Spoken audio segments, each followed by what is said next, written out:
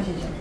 Ma usun, et kõik huvilised on siia juba kogunenud ja kui veel liitub inimesi, siis nad lihtsalt liituvad sujuvalt.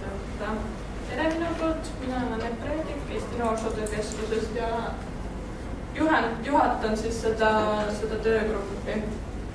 Ja planeeritud on see siis sedaviisi, et kõigepealt annan sõna Martti Tarule, kes teeb ettekande. Ja Martti on kutsunud külased kohe, võib täiesti vabalt oma ettekandesse sekkuda ja küsida ka jooksvalt, aga võib ka siis ettekande lõpus esitada küsimusi. Seejärel teen väikse ettekande või ütleme sissejuhatuse töögruppidesse, siis teen mina ja siis on ka niisugune diskussioon töögruppides ja siis ka ühine arutelu. Et nii on see nagu formaalselt siis üles ehitatud.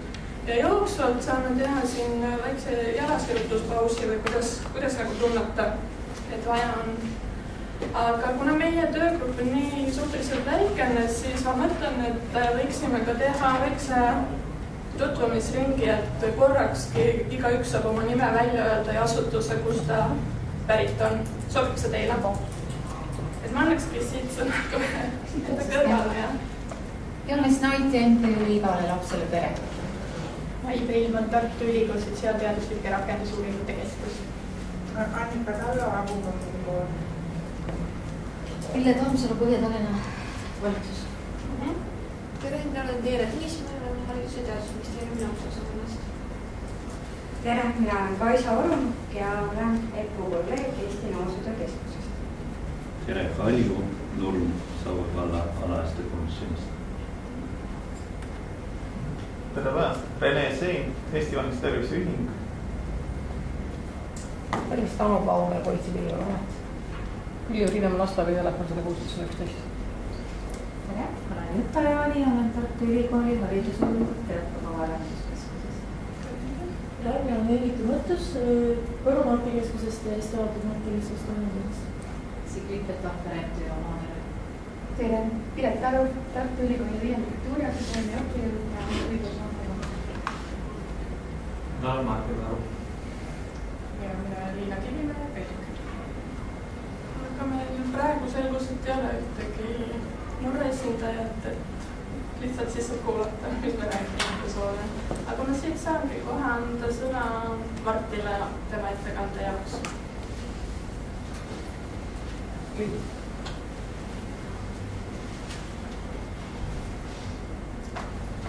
Mul on tegelikult 3 ideed selle ettekande. Esimene mõte on seotud sellega, et kontingent, millega meil algav programm seotud on, ei ole tegelikult üldsegi mitte ühtne, vaid koosneb väga erineva taustaga noortest. Teine idee oli see, et ma tahtsin anda mõningaid ideid, et kust võib leida teadmisi nende noorte kohta ja siis nende tausta kohta ja ka teiste valimiste poliitika meetmete kohta. Kolmas idee oli seotud mõtetega koostöö teema, et kuidas seda koostööprogrammi paremini ellu viia, milline peaks olema koostöö erinevate institutsioonidest ja kuidas seda võib realiseerida. Tegelikult see NEET on natukene teine mõiste, kui need otseselt riskilapsed ja riski noored. Just selles mõttes, et need noored on vanemvanused. Aga kui ma seda ettekannet ette valmistasin, siis on otseseid juhendeid selle ettevalmistamiseks ei olnud. Ja need noorte juhtumid sobis suurepäraselt illustreerimaks seda, et tegemist ei ole ühe homogeense grupiga, vaid teed on väga erineva tausta ja erineva elukäiguga noori. Need Nothing Education Employment Campaign. See kontseptsioon on praegu siin lihtsalt selles mõttes, et ta võimaldab illustreerida seda, et tegelikult ei peaks keskkonnast otsima mingisugust ühtset kontingenti, vaid selles ei ole palju erinevaid noori ja erinevaid elukäike. Tegelikult on see idee programmis ka juba sees. Et mõnes mõttes on see lahtisest uksest sisse muutunud, aga nagu öeldakse, et topelt tegelise. vahest vaatame üle siis need ideed selle meetri teema.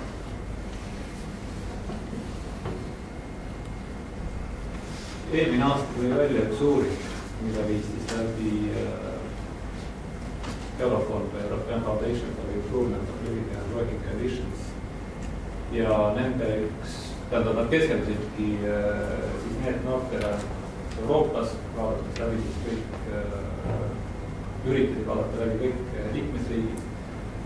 Ja nende tulemus on siis selline, et need noori on hästi palju tegelikult Euroopa liikmesriiki, kuid Euroopas tervikuna siis miljonites on numbrid 7 miljonit 500 000 15–24 aastast ja siis 6 miljonit 500 000 25–29 aastast noort. Ehk siis kokku 14 miljonit, mis on päris muljetavalt, et protsentaalselt on need protsendid samuti väga suured. Juttu on siis 10% kuni 5%. Et siis oli iga 5 noor on siis selline, kes ei õpi ega ei tööta. Albug on veel selles, et 3 aastaga on tasakaalu peale. Siin on need natuke teistsugused hinnangud välja toodud, kui see asi rahasse panna, siis on väga ilmad numbrid. Nagu näha siis Euroopas kokku kulub nende peale, ma ei tea, et ausalt öelda, mis number see on, aga see on siis 101 miljardit äkki või 320 miljonit eurot. Ja siis Eestis nende hinnangul kulub 238 miljonit eurot iga aasta. See on tegelikult ka teatud mööndusega, et kui vaadata, millest see kulu tekib, eks ole, et siin on näha, et tegelikult 92% sellest kulust moodustab saamata tulu. Ja ainult siis 8% ja vähem kui 10% on rahaliselt väärega siis see, mida otseselt ühiskond siis kulutab nende peale ja taasühiskonnastamiseks või nendega toimetulekuks. Et kui me arvestame, et umbes 2% on vist Eesti riigikaitse kulu, eks ole, siis võiks öelda, et kui kõik need noored, kes siis kuuluvad sinna need kategooriast õnnestuks mitte need kategooriast viia, siis see tähendab umbes seda, et Eesti tuleks endale 2 reaalegi näiteks. Selles mõttes need numbrid nagu tunduvad väga kolossaalsed. Ja nad jätavad ka sellise mulje ühesõnaga, et tegemist on aga mingisuguse ühe kategooriaga. Kõik on öeldud, et kõik on need noored, not in education, not in training, not in employment. Ja kui hakata lähemalt vaatama, siis tegelikult selgub, et sellised on väga erineva elukäiguga noored. Siin on välja toodud ühe Rootsi uuringu tulemus, mis 2019. aastal avaldatud. Ja mida rootslased panid siis kokku oma varasemate uuringute põhjal selliste noortega siis tegelemist. Ja nad konstrueerisid nii-öelda 2 hüpoteetilist noort. Üks on siis Olle ja teine on Ulla. Ja Olle esindab siis nende natuke raskemat juhtumit ja Ulla siis kergemat juhtumit. Aga nagu näha, siis üldiselt nende elukäigud on suhteliselt sarnased ja kõik nende probleemid hakkavad peale tegelikult juba kodust. Et siin on mõningad erisused muidugi, aga põhimõtteliselt lugu hakkab peale ikkagi sellest, et esiteks nad ei saa kodust piisavalt tuge sellise eleni, et nendel on haridussüsteemis probleemid, see omakorda transformeerib probleemideks tööturul töötamisega, tulevad edasi kuritegevusega probleemid, narkootikumide kasutamine ja edasimüümine, elukohast välja tõstmine ja siis kuhu lõpeb nendega vesema lõpukohast. Aga see on nüüd selline tüüpiline pilt, mida rootslased oma kogemustel panid kokku 2011. aastaks. Teine sarnane uuring on läbi viidud Inglismaal. Siin on aastat, aga see on tegelikult veel üks aasta uuem, sellist oli veel eelmine aasta. Ja nemad siis tõid välja oma kogemuste põhjal 7 erinevat sellist elukäiku, mis lõpuks püsivad siis staatuses, kus inimene juht ega töötaja ei ole ka siis täiendkoolitusel. Siin nüüd esimene hakkab, eks ole, peale meditsiiniliste probleemidega, teine hakkab peale teise sellise noore elukäik hakkab peale siis perekonnast. Läbi ajal ainult perevanemaga, seda on häid tulenevalt perekonnast, tekivad sõltuvusprobleemid ja siis tema juurde varases eas surmaga. Üks oluline asi, mis mõjutab muidugi selle meetmete hulka kuulumist, on sisserändaja taust. Sisserändajatel on ühiskonnas sageli ikkagi palju, aga siiski märgatavalt tagasihoidlikumad võimalused ka eeskätt just haridust ja tööd leida ja siis ka nende sisserändajate lastel omakorda on võimalused märksa piiratumad kui siis põhierakonna laste võimalused. Siin üks nende tõsisemaid, tegelikult see sisserändajate probleem on Inglismaal kindlasti väga palju tõsisem muidugi kui Eestis ja ka paljudes teistes riikides, aga ei ole ka päris asjatu mõelda seda variandi peale ka Eestis. Ja siis neljas elukäik, mis selle uuringu põhjal on välja võimalik tuua, on siis vanemateta kasuperedes ja riiklikes hoolekandeasutustes kasvanud laps, kellel siis paraku ei ole õnnestunud ikkagi piisavalt haridust saada ja tegelikult pärast ei ole siis kõige parem elukäik või teenistuskäik töökohtadele. Ja asi lõppes jällegi tõsisematel kuritegudel. Meie enda noorte seire viis eelmine aasta läbi samuti uuringu NEET-noorte kohta Eestis. Ja nende üks põhilise uuringu tulemus oli samuti see, et tegelikult NEET-noored ei moodusta mingisugust homogeenset gruppi, vaid seal sees on võimalik eristada vähemalt 5 erineva taustaga gruppi. Esiteks need on traditsioonilised töötud, teiseks need, kellel on perekondlikud kohustused või terviseprobleemid, mis ei võimalda ainult siis piisavalt hästi hariduses, tähendab siis koolis käia või tööl käia. Kolmas on lihtsalt need, kes eelistavad midagi teha. Ja siis on lisaks nendele on 2 gruppi ühendades võimalustoetusi ja teised vabatahtlikud, kelle kohta võiks täitsa küsida, et nad ikkagi peaksid saama arvatud NEET-noorte hulka. Selles mõttes, et mitte töötamine ja mitte koolis käimine ei ole neid sunnitud olukord, vaid see on pigem nende enda valik. Ja tegelikult on isegi küsitav, et kas see on halb valik. Võib-olla on tegelikult tuleviku jaoks see kogemus neile palju parem, kui teha mingisugust tööd, mida nad teevad tegema vastu tahtmist, tegema mingeid asju, mida nad samuti ei taha õppida. Ja see üldisem kontekst on see, et viimastel aastatel või viimasel paaril aastakümnel on lapsest nooreks ja noorest täiskasvanuks saamine muutunud palju mitmekesisemaks ja individualiseeritumaks, kui see oli 20 aastat tagasi.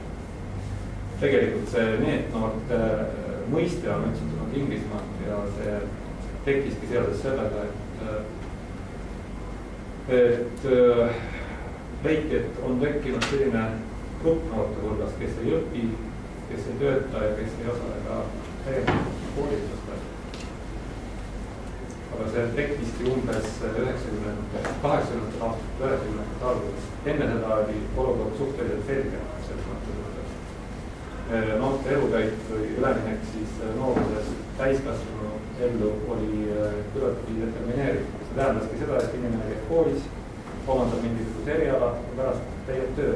Kõik muidugi seda teed ei jälginud, aga see oli selline domineeriv põhimõte ja põhjust arutada sellele, et kas sellele on alternatiivi. Aga seoses rahvusvaheliste suhete arenguga, majandusarenguga, majanduse muutumisega järjest liberaalsemaks on tekkinud noortele ja ka tehnoloogia arenguga on tekkinud palju rohkem võimalusi ja seoses sellega on hakatud rääkima siis rohkem individualiseeritud eluteedest ja näiteks joo üleminekust noorte tihti. Selles mõttes, et on täitsa mõeldav, et me osad NEET-noored arvame, NEET-noored olemise staatus arvame tegelikult tavalise normaalse nooreks olemise staatuse hulka. Paremal pool me tõin välja siis need riskid, mis noorteseire uuringu põhjal panustavad siis noore liikumisele siia NEET-kategooriasse. Siis vaadata, mis siin on vale sõpruskond, kooli õpikeskkonna sobimatus, vanemate kodu, lapse sünnise tähendab siis, et teismelisena lapsevanemaks saamine, probleemid töö leidmisel, kõrgkooli ja kõigõppe lahkumine ja siis probleemid erialase töö leidmisel.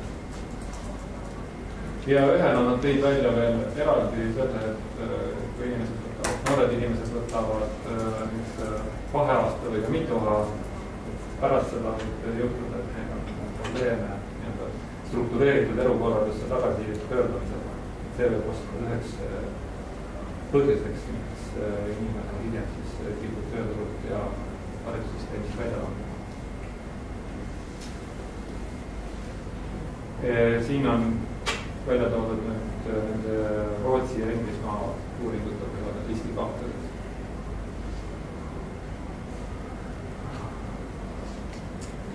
Millega ma tähelepanu tahtsin juhtida on see, et tegelikult ainult üks ainuke nendest on seotud isiku enda omadustega.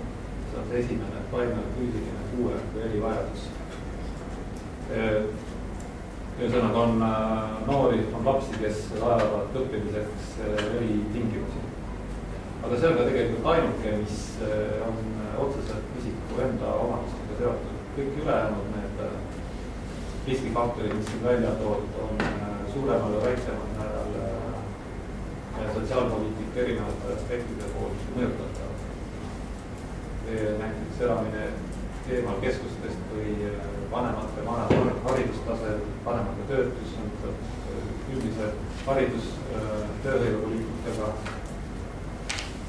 sissetulek täpselt samuti maksupoliitikaga, tööhõivepoliitikaga ja nii edasi. Kas seda haridustaset madalam kui kõrgharidus, et seda juba loetakse riskifaktoriks?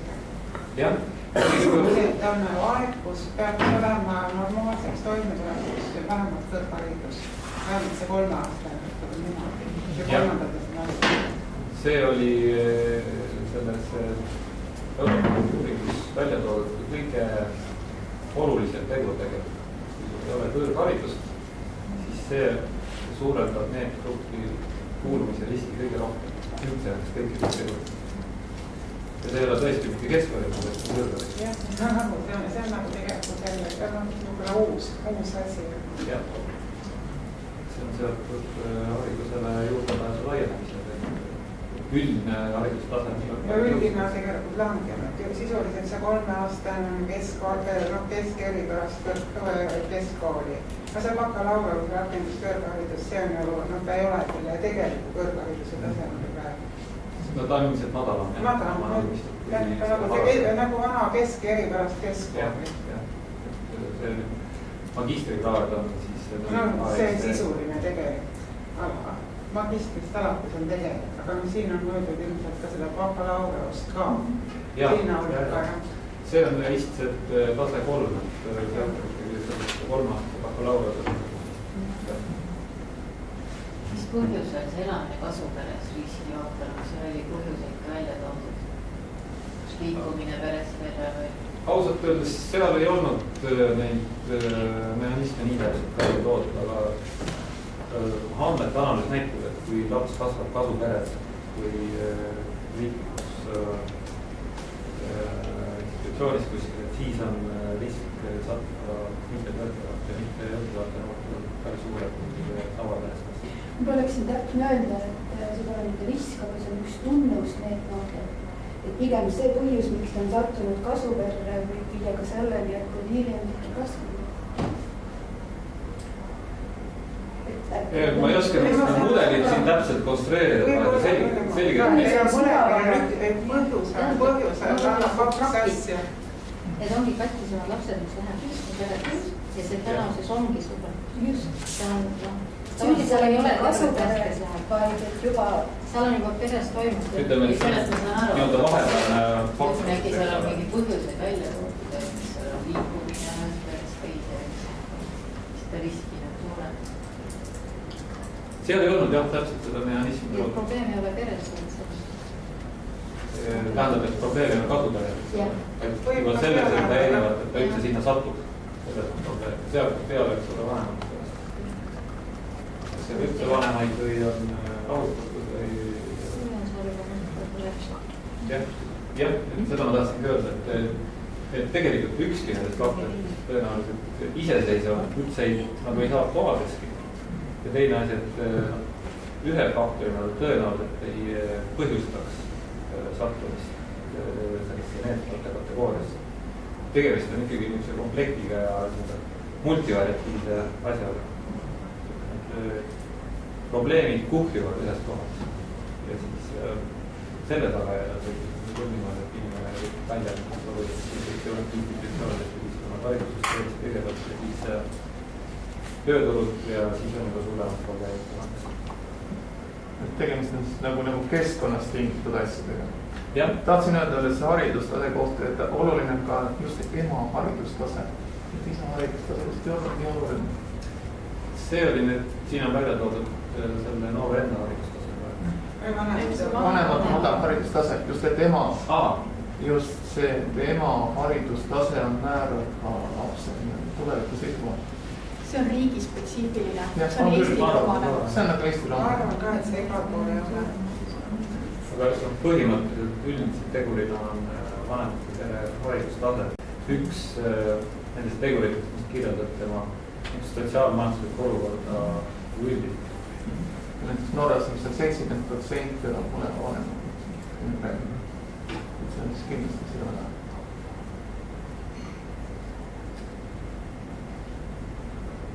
Okei, no siin ongi see idee nüüd välja toodud, et tegemist ei ole ühe homogeense grupiga või väga mitmekesise kvantiteediga noortega ja siis NEET-noorte puhul mitte enam nii väga noortega.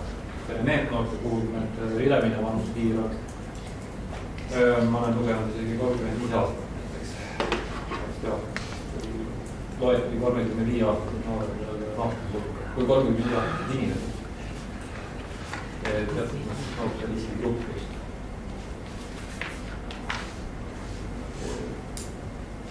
Ja neid võib siis klassifitseerida või tüpoloogiaid või tüüpe luua erinevatel alustel. Näiteks on siin välja toodud, et millised on tulevikuprognoosid selle inimese tuleviku suhtes, kas ta on juhuslikult sinna NEET-noorte hulka sattunud, on ta täiesti välja kujunenud isiksus selles mõttes, et ta on nendest haridussüsteemist ja tööturult ikkagi praktiliselt lahtunud ja on ta seal kuskil vahepeal. See on üks oli, kuidas siis tervitada. No vanus on selge, et 10-aastased ja 30-aastased on täiesti erinevad probleemid. Kui vanus üksi näitab, et ei ole mõtet mingisugust ühtset lähenemist kogu selle kvantiteedi kavandada. Põhjused, need olid eelmises slaidi peal välja toodud, neid on siis väga palju erinevaid põhjuseid ja eluteen olid siis samuti varasemalt välja toodud. Välistanud erinevaid väärtusväärtoor, erinevaid kõhkusi, kellel saab asjäälduse terviseprobleemidest, kellel saab asjäälduse vanematele seotud probleemidest. Et need on erinevad võimalused, kuidas mõelda sellest grupist. Ja need tervikuna siis ongi lihtsalt üldine abstraktne vastusmõiste. Ta nii-öelda tuleks igal riigil endal sisustada. Ja siin on üleskutse siis töötada välja konkreetsed mõisted ja kokkulepped Eesti jaoks. Ma saan aru, et meie töötuba hakkabki siis täna mingis mõttes või mingil määral selle asjaga tegelema. ühtselt aru saama, mitte siis küll NEET-noortest, vaid pigem ristilastest, aga põhimõtted, et sellist ühtselt aru saama tekitama või arendama. Nii, siis teie teema teadmised noorte kohta, et eelnevast selgus, et kui ma üritasin seda edasi öelda, et NEET kui selline on keeruline nähtus, väga palju aspekte, vaesus, õigustus, kuritegevus, areng, sotsialiseerimine, haridussüsteem. Ühesõnaga väga palju erinevaid asju, mis kõik peaksid omavahel kokku lahtuma selleks, et seda probleemiga tegeleda või siis pigem seda ennetada. Ja hakkasin siis nii-öelda suurelt peale, et kõigepealt mõned globaalsed kohad, kust võib saada taoliste teemade kohta ideid, mõtteid, andmeid, võib-olla võrdlusandmeid, aga siin on kindlasti väga palju juhitavaid uuringuid ja analüüse. Kindlasti Maailmapank, seal on ÜRO, hiljuti huvitav koht nagu demograafilised ja terviseuuringud, seal on noorte nurgake, noorte kohta infot saada ja UNICEF-i uurimiskeskus samuti, kus siis on just laste kohta teatud uuringud. Üldiselt vaesus ja sotsialiseerimine, ebavõrdsus, kuritegevus ja selle ärahoidmine, terviseprobleemid on kindlasti ühed, mis on nendel lehekülgedel päris palju tähelepanu. Okei, teadusajakirjades muidugi on hästi palju kõige selle kohta. Siin on nüüd, kunagi otsisin välja siis teadusajakirju, mis tegelevad noortega ja võib öelda küll, et suurusjärk on umbes 100, sest 80 eelretsenseeritavat ja laia leidliga teadusajakirja, mis rohkem või vähem keskenduvad noortele. Lisaks nendel on olemas siis erialaajakirjad, mille teemadeks ei ole noored, aga mis uurivad siis noori oma distsipliini raames. Siin on välja toodud näiteks noored valijad, noored töötajad, aga siin on ka sotsiaalse ebavõrdsuse uuringud, näiteks kõik need siis käsitlevad noori nagu ühe erijuhtumi. Mõned pealkirjad samuti, ole selle väga oluline. Siis on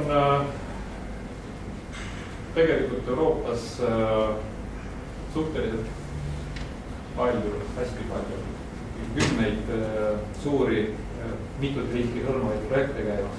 Praktiliselt kõikidel nendel projektidel on oma koduleheküljed, kus siis avaldatakse projekti vahetulemusi ja lõpptulemusi. Ja siin on siis mõned välja toodud, et üks on näiteks Global Life, mille üks fookus oligi näiteks noorte tööhõivel siis liberaliseeruva majandusrežiimi tingimustel, mis tähendab teisiti öeldes, et üldiselt viimastel aastakümnetel noorte olukord tööturul on muutunud järjest ebapiisavaks üldisemate majanduslike ja poliitiliste arengute tõttu. Siis on meil Trans-Europe ja viimane on seotud siis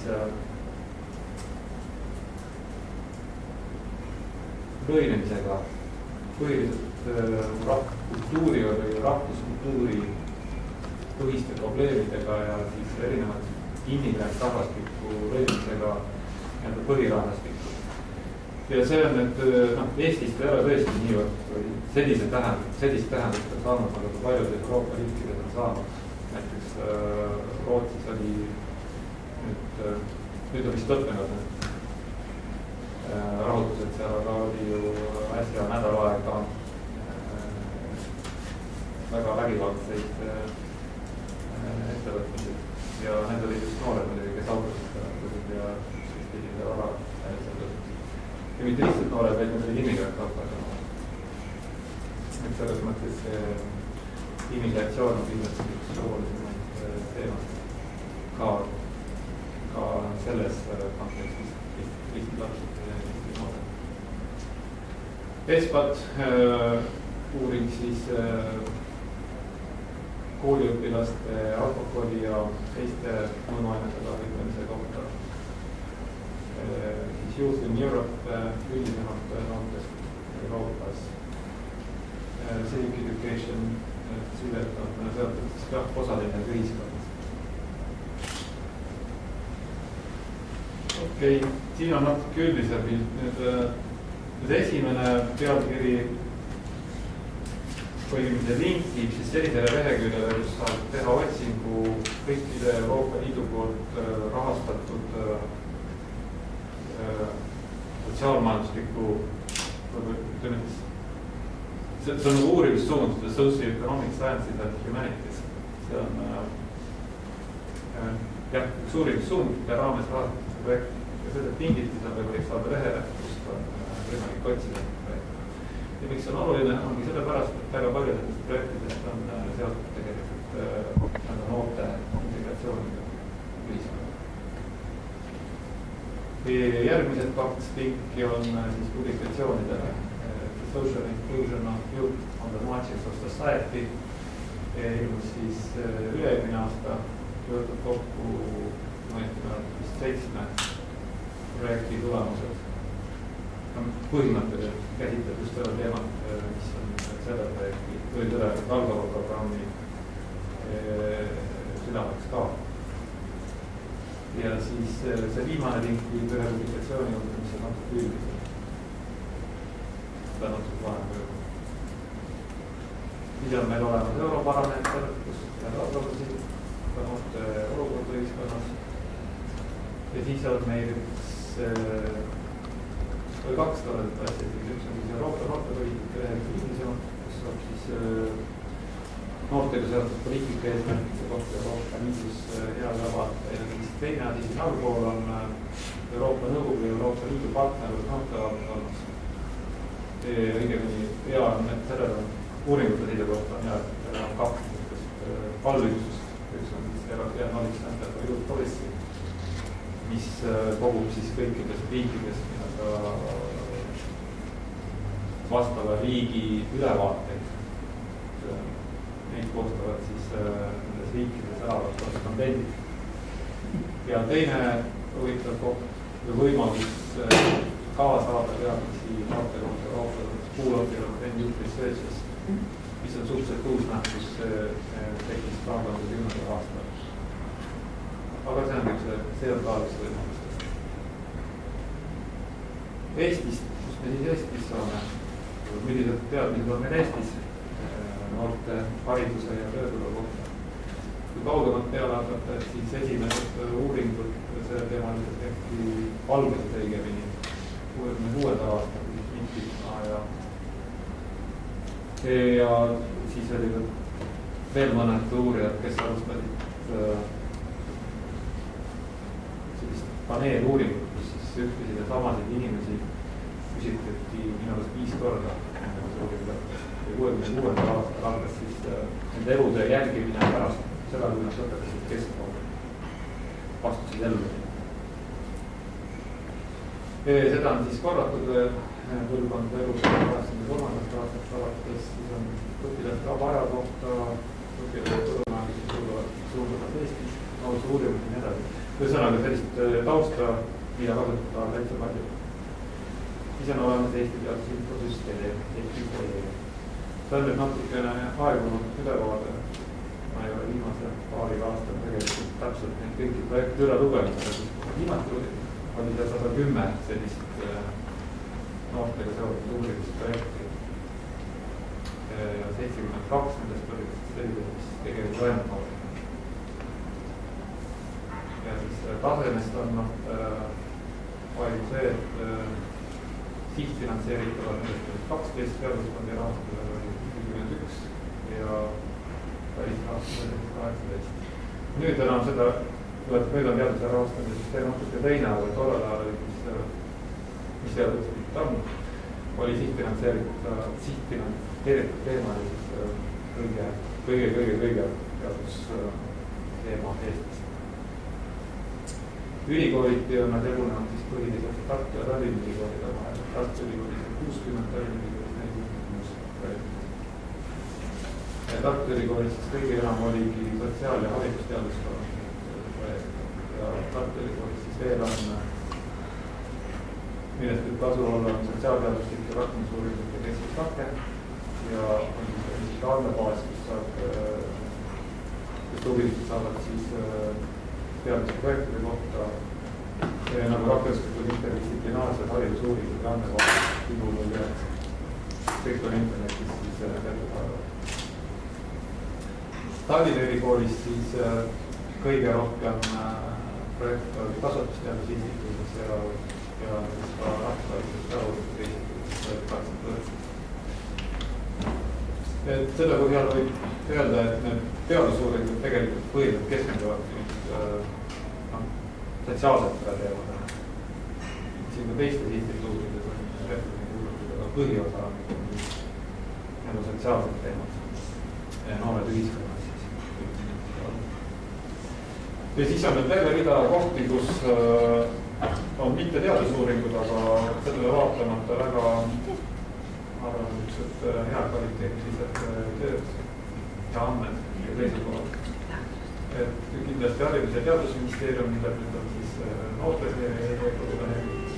kohta teadmist ja andmeid Justiitsministeeriumid on oma uuringute ja analüüside jaoks eraldi lehekülg 3389. Sotsiaalministeeriumil on omad väljaanded, mida nende koduleheküljed uuringud ja analüüsid. Tervise Arengu Instituut, mis on Sotsiaalministeeriumi üks allasutustest, seal on väga palju ajakiri Sotsiaaltöö, kus ilmub väga asjakohaseid artikleid. Statistikaamet kindlasti just saab ülevaate vaatest. Praksisel on hästi palju uuringuid ja kogu aeg tuleb juurde. Väga paljud neist on ka praegu algava programmi jaoks olulised. Ja siis hakkab midagi tekkima ka siia Lastekaitse Liidu ja Lasteabuspäevi kodulehekülg. Praegu on seal nii-öelda paar küsitlust. Midagi on ka seal. Ja ka teiste katusjärglaste organisatsioonide teida on. Ja nendele lisaks on muidugi kohalikud omavalitsused ja siis on veel hästi palju igasuguseid väiksemat sorti rakendusuuringuid, mida tuleb ka sadamalt tõdega. No, ma ei tea, kas paljudest sadamalt, aga kindlasti on neid üle 100. Võib-olla 200 uurist, mis on siis erinevate lehekülgede laiad. Nii et ühesõnaga igasuguseid uuringuid ja andmeid ja teadmisi tundub on täitsa palju. Küsimus on ainult, kuidas seda kõik kasutada. Ja minu selle ettekande viimane teema ongi, kuidas neid võiks kasutada. Milline see põhistruktuur või ühendav idee võiks olla. Et selge, et poliitika otsused võiksid põhineda ja ka hinnangud siis nendele tehtud otsustele võiksid põhineda nende kvaliteetteadmistele ehk siis uuringu tulemustel. Ja noortepoliitika ja noorte valdkonnas on räägitud siis kuultuskolmast loomilise ajandada. No ideaalselt võib-olla see on kelle laiem idee, et see tundub sobivat igale poole, aga kindlasti on ka on idee, et uurib teadus-arendusasutused, ülikoolid, ametnikud, ministeeriumid, praktikud, ilmselt lastekaitsjad tegema omavahel väga tihedat koostööd, mitte ainult juhtumipõhist, vaid pidevalt rääkima asjadest, arutama, mis ei ole, mida oleks vaja teha, see on üks idee, edasi unistus, mida on üritatud siis teostada. Ma arvan, et ma ei valeta, kui ma mingi aastakümmet möödunud sajandi 60 aastat vist ilmasid esimesed üleskutsed ühendada jõud teha järjest paremaid otsuseid. Tegelikkuses siin on tegelikkuses see ei ole väga hästi realiseerunud. Aga siin on välja toodud kaks põhimudelit, kui neid saab pidada 8 põhimudeliks, kui neid saab üldse pidada 8 põhimudeliks, kuidas koostöö on realiseerunud erinevates liikides. Üks mudel on põhimõtteliselt see, et on olemas noorteinstituut, mis on ühe riigiasutuse osa, ministeeriumi allasutus, sellel on ülesanne tegeleda siis teadmistepõhise noortepoliitika väljatöötamise, rakendamise ja hindamisega. Et selline asutus põhimõtteliselt töötab siis Saksamaal, Prantsusmaal, Rootsis, Portugalis, Belgias, Hollandis. Teine mudel on lihtsalt selle poolest erinev, et siin ei ole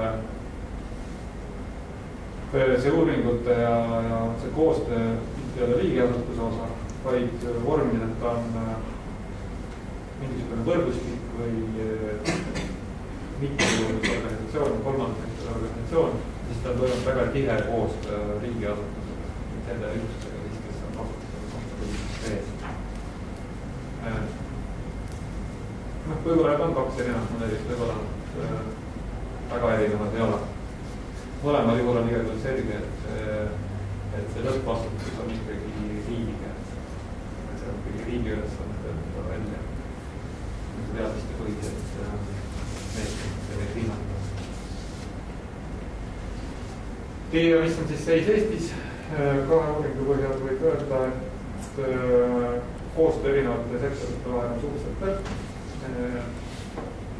Iga valdkond põhimõtteliselt tegutseb oma põhimõtete järgi ja oma eesmärkide saavutamiseks. Aga samas teeb iga valdkonna sellist väljendine tegevus. Nagu näha oli näiteks teadusarendus ülikoolides sees on hästi palju teadmisi noortele. See on tegevuskeed väga intensiivne, aga olukord on selline, et see teadmine kõik sinna sisse jääbki, see ei jõua välja. Üks võimalus on muidugi seda kommunikeerida. Ja siin hiljuti andis Euroopa Liit välja ka juhise, kuidas seda võiks teha. Üldiselt nüüd viimasel ajal, palju kui aru saan, siis uuringu tulemiste levitamine on tehtud uuringuprojektide kohustuslikuks osaks. Ja siis ühtlasi on ka välja töötatud juhis, kuidas seda konkreetselt peaks tegema. Huvilised saavad siis seal all olevad lingid selle endale maha laadida. Aga põhimõtteliselt sellist seisnud selles tuleks kirjutada poliitikale vaade, politseipiilis ühene vaade. Teine asi on, et tuleks iga projekti osana kirjutada poliitika soovitused.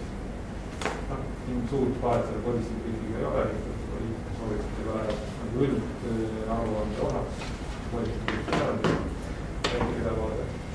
Ja siis on policy publication, kus siis keskendutakse ainult sellele, et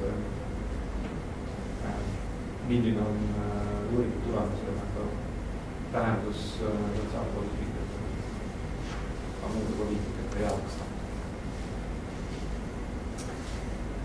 Ja kõige lõpuks on välja pakkuda veel üks variant, kuidas siis uuringuid ja poliitikat ühendada on panna kokku nõuandel kogu, kus siis see on niisugune selle kuldse kolmnurga pisike minivariant. See ei toimu mitte riigi tasandil ega kohaliku omavalitsuse tasandil, vaid lihtsalt selle ühe projekti tasandil, siis saavad kasutada praktikud, uurijad ja siis poliitikud kuidas neid tulemusi ära kasutada. Jah, ja siis üks osa sellest on siis seda poliitika soovituste väljatöötamine poliitika. Tänan tähelepanu eest praegu. Nüüd on võimalus tegelikult Martile küsimusi esitada, et juhul kui teil tekkis neid jooksvalt, saate praegu uurida Marti käest teist. Mina lisaks sellise kommentaari, et kuna tegelen ka riskikäitumise uurimisega selles tõugas, siis meie oma projekti kirjutades täheldasime seda, et riskikäitumisi defineeritakse alati hästi kitsalt. Need uuringud on suunatud ühele näiteks riskile, et kas siis on uimastite tarvitamine, on siis liikluses riskide võtmine, on see ebatervislik toitumine ja nii edasi, aga ei uurita nagu kompleksset riskikäitumist, et ka see on nagu põhimõtteliselt defineerimata. Et ja mis tegurid selle juures on. Et täna viidati siin näiteks Taibolt tehtud HPSC uuringule, seal on ka tegelikult võrreldud ainult õpilaste enda hetkekäitumist ja vanemate kodust tausta ja sotsiaalökonoomilist tausta, aga on jäetud kõrvale hästi palju teisi olulisi faktoreid. Et see on minu arust see ongi see koht, mis seal või selle esituse keskmine slaid oli, et me peame endale defineerima ise selle eesmärgi, mida me tahame saada, millest me tunneme puudust. No mõistlik tuleb ka defineerida, see on vahetusel, et kui ma saa. Just, et kõik saaksid asjadest ühtemoodi aru. Minu küsimus on, et hästi palju räägitakse uurimusi, mida selle ajal täpselt silmas peetakse. Magistritööl on ka sinna doktoritööl. Aitäh, see on lihtsalt selle lõputöö. Neid käsitletakse küll, aga minu meelest need ikkagi, tähendab üksikud nendest on, aga enamik ikka ei ole, mis me nalja teeme. See on lihtsalt õpilane näitab, et on tasemel, et ta suudab teha üksiku nendest tugev. No see on minu arvamus. Minu meelest neid, ma tähendab, et mina mäletan, et kui meie lõpetasime, siis ei olnud ju lõputööd, et keegi tsiteerib, et tegi, eks ole, mis on magistriga samal tasemel. Et see on natuke liialdamine, et nüüd on mingisugused teaduslikud tööd, magistrid või üksikud on. Nad ikkagi vastavad teatud nõuetele. Loomulikult, aga nad ei midagi. Seal on need numbrid, et mis selle taga on. Mis numbrid? Seal näiteks 80 või 60. Teadustööd ja numbrid, mida uuringud, mida on tehtud, et kas uuringute alla kindlasti ma usun, et selle numbri taga ei ole peidus magistritööd. Ei, siin ei ole. Mul on teine esitus, kus on magistritööd ka sees, et neid on ka sadu. Tähendab, aga ma arvan küll, et need on ikkagi tehtud teatud ja nõuetele vastavad. Kui nende ulatus ei ole piisav. Sees on ikkagi selles osas, nagu ta on välja toodud, suhteliselt toitud. Peab lihtsalt leidma nagu seda nii-öelda koha, kus seda saab kasutada. Jah, aga nad on suhteliselt ikkagi lihtsad. Aga no kindlasti on igasuguseks jäänud. Ütleme, et ühe suure projekti raames saab ka teha ju mitu uurimustööd, nii et selles mõttes nad võivad kokku moodustada suuremat terviku, aga igaüks eraldi võib olla ka väärt informatsioon. Jah, minu arust probleem see nii-öelda selle terviku olemas. Minu küsimus, et ma võib-olla jälgisin, äkki magasin maha selle noorteseire uuringu põhjal need Eesti need noored, mis kogus võiks olla või protsent noorte hulgast, kuidas Numbrid on 40 000 võit igatahes noorteseire konverentsi. Eesti. 40 000. See on ja mahuvad sinna. Aga see noor on siis ikkagi Eestis ka kuni 29. Ja et ta nagu ei jää sinna. Kas protsendist on ka või? Protsent? Ma peast neid ei tea. Seda saab välja uurida. Lihtsalt see, et me rääkisime nendest need noortest ära, palju meil siis need siin ringi kõnnib siin meie ümber ühiskonnas. Sellega on tõesti palju kodulehekülg korralikult, kui seda esitletakse. 5. poliitika ülevaade on need noortest. Eestis on see hea tõid, et noored palju keegi ei arvesta. See on inglismaalt pärit mõtteviis. Poliitika ülevaades on jälle ülevaad. See Euroopa number, eks ju, oli niisugune sõltuvalt vanusest 13 või 20, et Eestis on umbes 15%, siis ma olen üsna. Euroopas oli hästi suured erinevused, seal oli 5–25%. Noorteseire aastaraamatus oli ka päris pikalt võrreldud 10%. jaa. No vot, siin on Euroopa, eks ole. Siin on siis Eesti, mis siin on siis? Geis. 5,9.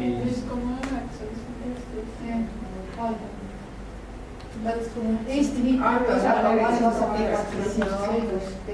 poole protsendi punkti võrra madalam Euroopa Liidu. No siis me oleme Euroopa keskelumbes. Tähendab, selle teise uuringu järgi oli natuke üle keskmise. Esimese 5. See varieerub ka. Täpselt meetodist võttes kindlasti konkreetne number ja siis sellest saamine, see on hinnang tehtud. Aga see ongi nüüd tegelikult see number, mis sisaldab siis, mis koosneb kõikidest hästi erinevatest. Selle kohta ei ole hinnatud kahjuks, et kui palju neist on ise valinud, kui palju on tõesti probleemsed. See on see ühiskondlik olukord ka, kus me tänasel päeval oleme, kui me võtame siin Saksamaa või Suurbritannia ja Eesti, siis nende taust on meil ka ju erinev. Võib-olla me oleme hetkel seisus, kus lapsevanemaid on see põlvkond, kus on mingi teatud lapsevanemad, kes pingutavad nii hirmsasti, et lastele pakkuda seda, mida endal ei olnud, siis laps jääb natukene vabal valikul natuke pikemaks jõudma. Erinevad asjad, just see tausta asjad. Siin tuleb tõesti see küsimus, et mida pidada normaalselt noortel, et lapsed, kas peab olema kogu aeg tööl või koolis? Kui juulikuus noorte käest küsida, siis ma usun, et on oluliselt rohkem noori kui mais või septembris, kes ütlevad, et ma ei õpi ega tööta. Eks? Ja võib ikkagi võimalused. Tänasel päeval või siis 25 aastat tagasi natukene jääda, võtta aasta vahet või 2 või välismaal õppima. Aga erinevad. Teil on vabalt? Jah, täpselt. Mina omal ajal ei oleks võinud džunglisse minna, kui ma 18 aastaks näiteks valminud jäänud. Aga tänapäeval on lihtne see. Ikkagi see on meie majandusega hästi tunduvalt seotud, et üks aasta on -14%, teine aasta on +10% ja see on ju kohe tunda, see tuleb sinna kohe praktiliselt iga kuu muutub. Töötuse numbreid vaadates. Jah, need hüppavad päris ära, praegu piirkonniti Eestis on kuni 25, ütleme see Ida-Virumaa. Tallinnas on vähem. Ja teisalt jälle, kui võrrelda 2 aasta tagusega, siis on igal pool langenud Eestis. Majandus on tõusnud, töötus langenud. Loomulikult see on kõik omavahel seotud. Väljaränne mõjutab ka niimoodi positiivselt. Lähevad ära, see näitab ka, et läheb paremaks.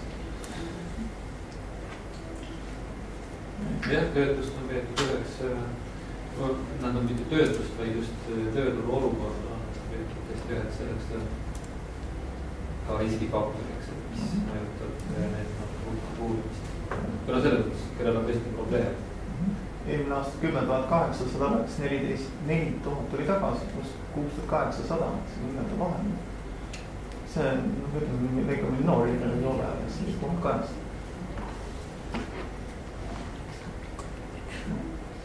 Palju see noorte osana valib, mis ka?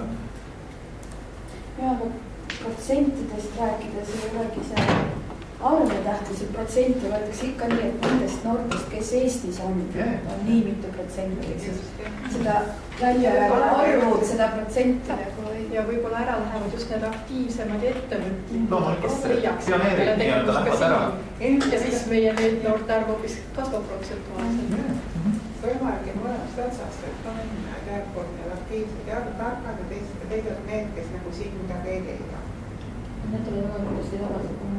Aga sellest peaks rände puhul räägitakse, et ongi nagu enamasti 2 äärmust, et kas minnakse lihttöödele või minnakse juba tippspetsialistina tasuvamatele töödele. Aga kui, mis tegelik protsent võiks olla, kes tegelikult vajavad nii-öelda abi, sest et meil on enda tutvusringkonnas, kes on nii-öelda nii noor, kes tõesti teenib raha tegelikult, ma ei tea, pokkeri mängimisega, mingi juhutöödega, ta ei ole hädas. ei ole muidugi, Ta ei ole see on hädas. elu stiil. jah, see on tema Nad elavad väga hästi.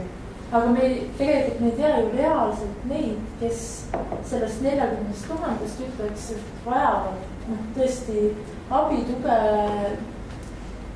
ja see on veel keerulisem, et need, kelle kohta meie arvame, et nad vajavad, Nemad kes on ise seda- ütlevad, et me tahame seda vastu võtta, et need võivad olla ka veel täiesti erinevad. aga samas ka sotsiaalhoolekande osakondades on olemas need pered ja noored, kes saavad konkreetselt toetust ja abi ja sealt saaks mingisuguse numbreid. aga ma küsisin, kuna Eesti Pank hakkab nüüd nii-öelda NEET-noortega tegelema just selles mõttes, et pakkuda neile vabatahtliku töövõimalust või kogemust.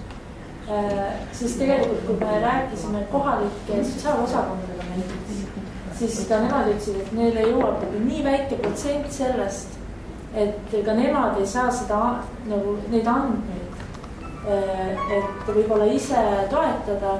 Ja teiseks, kui ma vaatan enda noori keskuses, siis üks osa neist on sellised, kes nad ei oskagi tahta seda tuge ja nad lihtsalt ongi tänaval võib-olla või on kuskil mingite nii-öelda asjade vahele jäänud ja koolist võib-olla välja visatud ja tegelikkuses võib-olla oodanud seda, et kuna ta Tapa kooli saadetakse, aga kuna mõjutusvahendite alla, ei taheta ju anda talle seda karistust, mida ta ise ootab, et tahetakse midagi muud teha. Et meil on nagu selliseid noori küll, aga me ei tea, kui palju on seal korterites.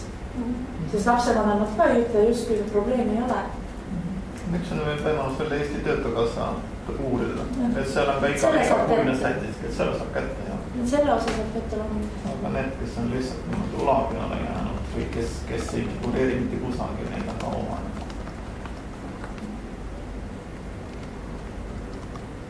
Kas tunnete, et on veel küsimusi Martile praegu?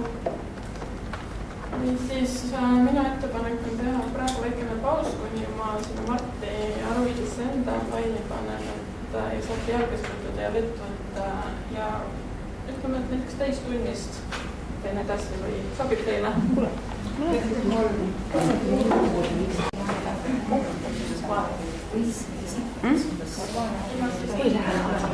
Ära lõpetada.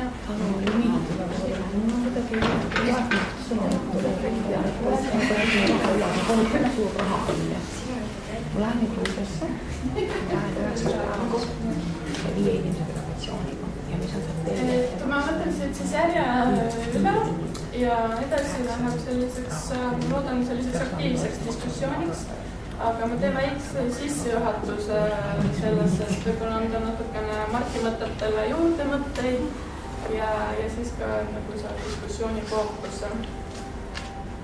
Ehk meil on, eks ole, programm tõenduspõhisus riskilaste või tähendab riskilapsed ja noored programm, kus on väga suur rõhk pandud sellele vajadusele, et meil on vaja tõenduspõhiseid sekkumisi ja samas on ka mitmel pool rõhutatud just seda nii-öelda kuldset kolmnurka, mida ka Marti välja tõi, et koostöö uurijate ja otsustajate praktikute vahel saaks samuti hoo sisse, et need praktilised tegevused põhineksid tõendustel ja kindlatel teadmistel ja samas ka, et poliitika otsused samamoodi põhineksid kindlatel teadmistel ja faktidel.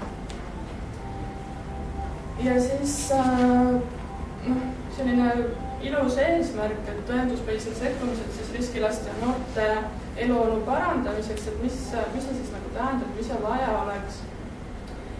Et lihtsalt pool märksõna, et need sekkumised peaksid tuginema siis nii-öelda kindlatele teadmistele, aga teadmised siis nii sellest sihtrühmast, ehk näiteks siis NEET-noortest, aga ka sellest keskkonnast, kus nad asuvad, võib-olla perekonnataust, võib-olla maapiirkonnad, et ka tegelikkuses see võib oluline olla. Ja muud mõjurid, et vanemad, haridus, et mis iganes need teised mõjurid võivad olla, et tegelikkuses meil peaks olema selline terviklik taustteadmine, et seda sekkumist osata õigesti nii-öelda sihtida siis. Ja teine märksõna, mis ma olen siia välja toonud, et need sekkumised peaksid esile kutsuma muutuse. et me teame mingit hetkeolukorda ja me tõesti neid tegevusi tehes teame, et me tahame saavutada mingi järgmise seisundi ja et me suudame siis nii-öelda kontrollida seda või tuua esile selle muutuse. Aga selleks me peamegi teadma neid, meil peavad olema teadmised nendest mõjusatest sekkumistest, mis siis töötab. Ja samas see kolmas... Küsimus on, et olema ennustatav muutus, soovitud muutus, sest mingi muutus kindlasti toimub. Aga mine sa tea, mis muutus. Soovitada. Võite täiesti vabalt täpsustada, lisada oma kommentaarid, see ongi selline vabas õhkkonnas arutelu siin. Jah, et mitte siis, me ikkagi soovime teatud suunas. Aitäh täpsustuse eest. Aga et me sellele vaatamalt vajame, eks ole, neid teadmisi nendest sekkumistest, mis siis töötavad. Ja siis need muutused, see muutuse saavutatus, me peame kuidagi seda siis saama ka hinnata või et näidata kuidagi ka välja, et on toimunud, et see peab olema kuidagi mõõdetav, tõenäoliselt siis eks ju numbrites või ma ei oska teist mõõdetavat asja välja mõelda, et numbrites. Ja kirjeldustes? Kuidas? Kirjeldused ka. Nagu oli riskirühma defineerimine, et millised on need riskirühma tegurid, et see oli kirjeldus. Et saab ka kirjelduses siis seda muutust esile või mõõdetavaks muuta. Ja siia ma tõin lihtsalt ühe näite andmebaasis, kus on kokku koondatud selliseid ingliskeelseid praktikaid, mida siis ongi ja on proovitud seda mõõta, seda muutust ja neid siis nimetataksegi, et need on nagu tõendatud praktikad. Et need muutused alati ei ole võib-olla päris 100% sellised, nagu nii-öelda soodati, aga siin on nagu nähtud vaeva sellega. Ja see on nagu üks andmebaas, tegelikkuses on neid andmebaasi kindlasti veel. Aga ma panin ka siia selle lingi, et juhul kui te tahate, et siis te saate sealt tutvuda, seal on tõesti väga palju neid näiteid. Ja siia konkreetselt siis tõin selle New Loop Project ja siin alguses te näete, et mis kõik need pealkirjad on nagu ära kaetud, et mida seal siis lahti on nii-öelda arutatud, et anda ülevaade sellest projektist. Näiteks projekti valdkond, indikaatorid on määratud, sest tänu indikaatoritele me siis hiljem saamegi seda hinnata. Siis, et mis see sihtrühm on, mis need siis oodatavad tulemused on, mis valdkondades. Näiteks siin ka vägivaldne käitumine, et see on siis vähenenud. Et ma soovitan sellega tutvuda, see võib anda väga häid ideid, mõtteid, sisendeid. Korraks võin kommenteerida, ma võiksin ühe info täpselt sama. Meie organisatsioon on Eurochildi liige ja siit mul tuli just eile selline info, et kuna Euroopa Komisjon andis selle soovituse välja, ma ütlen, et inglise keeles on Investing in Children Breaking the Cycle of Disadvantage, see alles tuli see soovitus, siis selle baasil on the European Alliance for Families ehk siis perede assotsiatsioon või Alliance muudeti ümber European Platform for Investing in Children ehk EPIC on ta nüüd ja see siis on koduleht, kuhu nad panevad üles ja soovitavad ka kõigil, et üles panna need igasuguseid just tõenduspõhiseid ja häid praktikaid ja seal on siis päris eraldi on need practices that work, on need, mis on siis best practices, siis on, ma ütlen kohe, siin on kohe,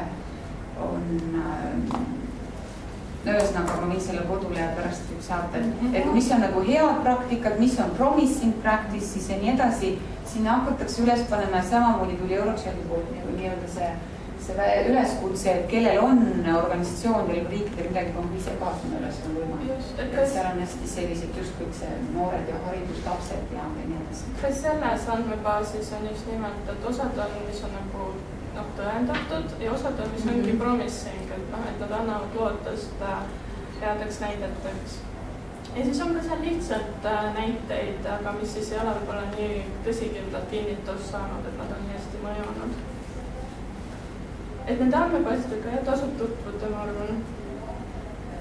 ja siis ma olen siia ka toonud välja mõned probleemid või kitsaskohad tõenduspõhiste sekkumiste rakendamisel, et need kitsaskohad ei olnud minu enda välja mõeldud, vaid koostöös Praxisega me käisime möödunud aasta lõpus ja ka käesoleva aasta alguses noorteseire lehte tutvustamas, mida ka Martin siin juba demonstreeris teile, et mis sealt siis kasulikku saab ja muuhulgas siis küsisime ka neid kitsaskohti ja samuti olen läbi viinud fookusgrupi arutelu siin nii Viljandis kui Tartust, kust samamoodi tuli neid mõtteid ja mõned mõtted olen siis siia lisanud.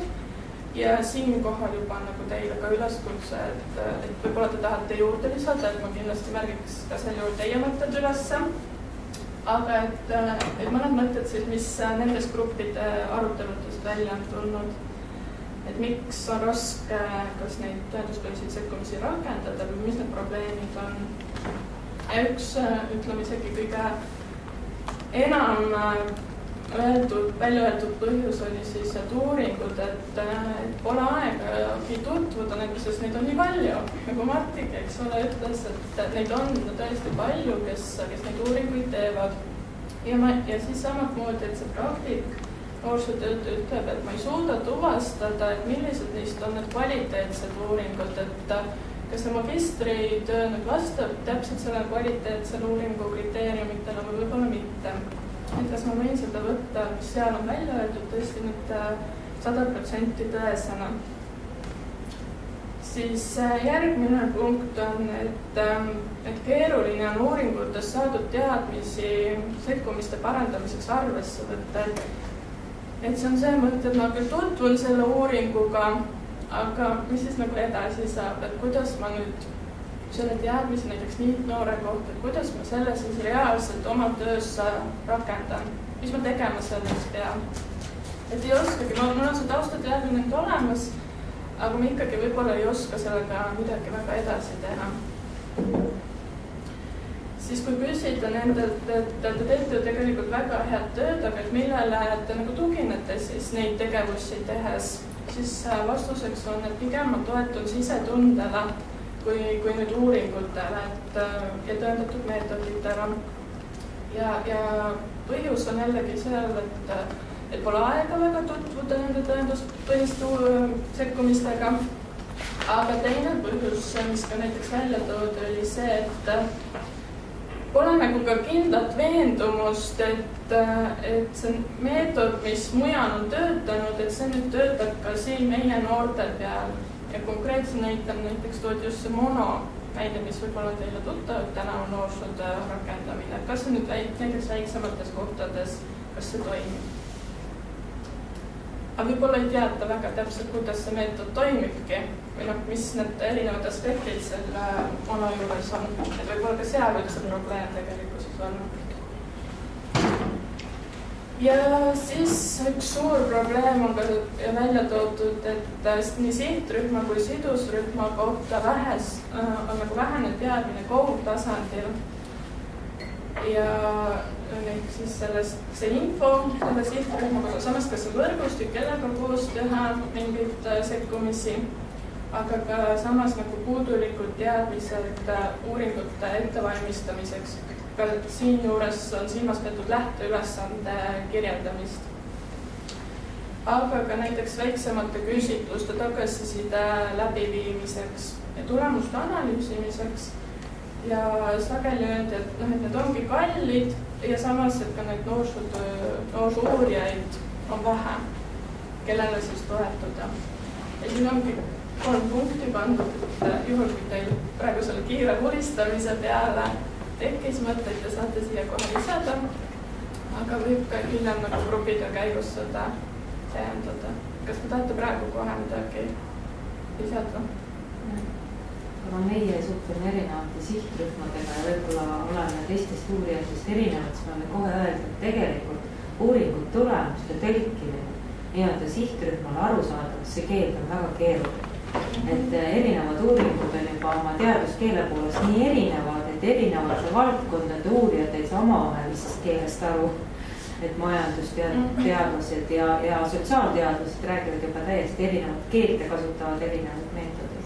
rääkimata siis sellest sihtrühmast, kes peab neid uuringu tulemusi tegelikult kasutama. Et see on üks kindlasti.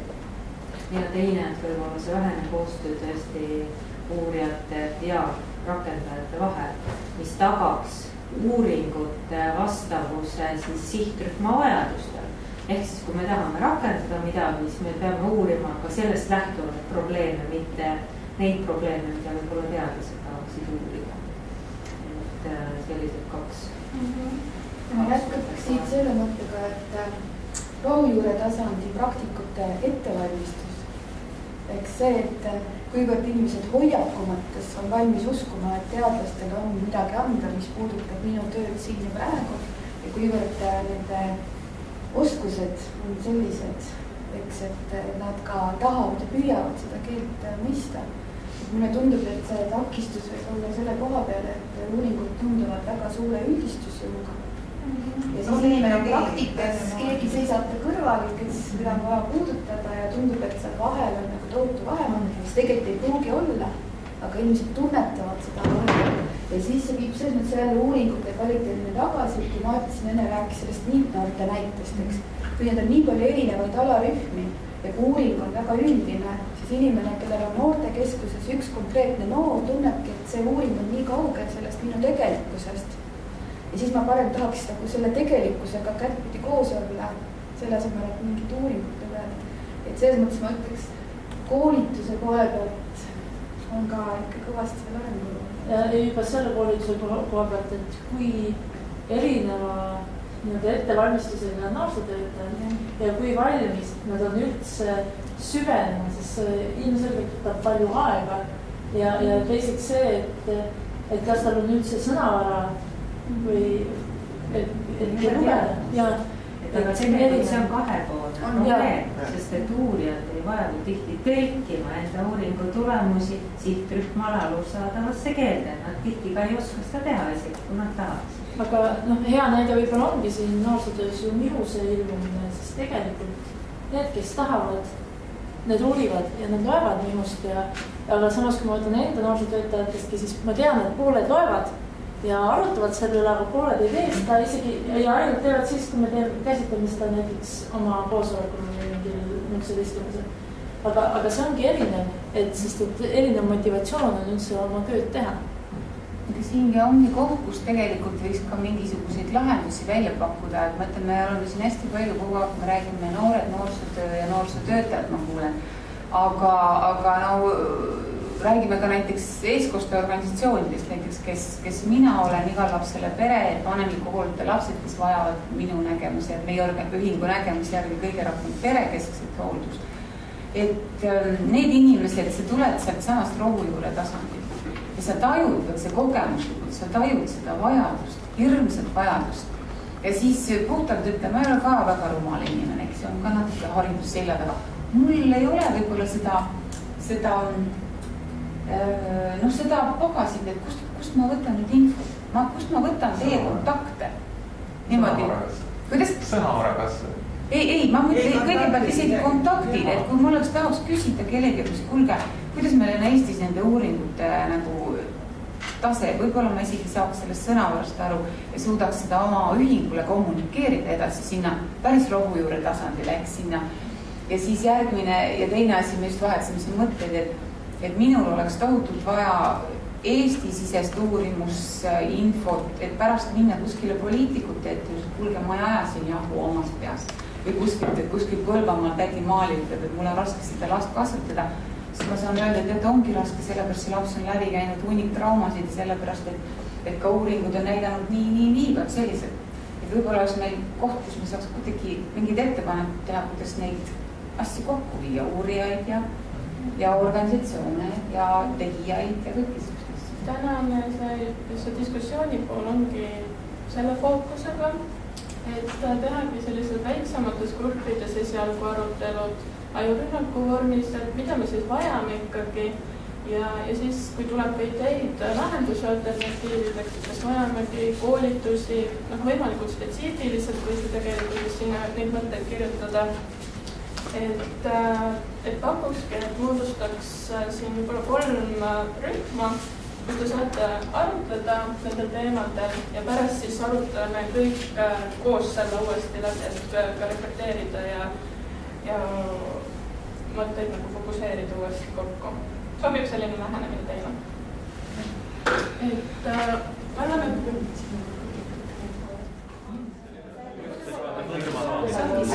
selle päeva nagu ei ole vahepeal nagu võrdluslikku finantseeritud ja siis see võib tekitada sellist konflikti, kui me korrame ja me saame ühiselt natukene aega ka neid arutleda. Ettepanek on selline, et kuskil 5-6 minutit on ühel grupil aega. Mõned siit võiks alustada. Tunne ennast vabalt. Pärast keegi enam ei taha midagi öelda. Mart sai nii pikalt rääkida enne ja mina sain rühmast rääkida, et teie esimene. Oled siin. Olete valmis? Palun, olete valmis? Ja ma mõtlengi, et kas ma tõusen püsti ja siis mõni inimene on visuaalne. Meil on siuke kribukrabu, keegi aru, jah, tahad seisab, mis saab soojama. Ega sellest kribukrabust keegi aru ei saa, aga ma võib-olla natuke lihtsalt näidata, mida meie arutasime. Kõigepealt me tuli natuke sissejuhatuseks see, et mis asi siis üldse on tõenduspõhine praktika ja kust tuleb see, et ta töötab ja nii edasi. Aga noh, meie grupi selline üldisem seisukoht oli, et kui me räägime seda sõna tõenduspõhine praktika, järelikult ta on nagu, see on vähe nagu ravim, et ma lähe ju apteeki ja hakka küsitlema, kas see tsitramon nüüd töötab või ei tööta.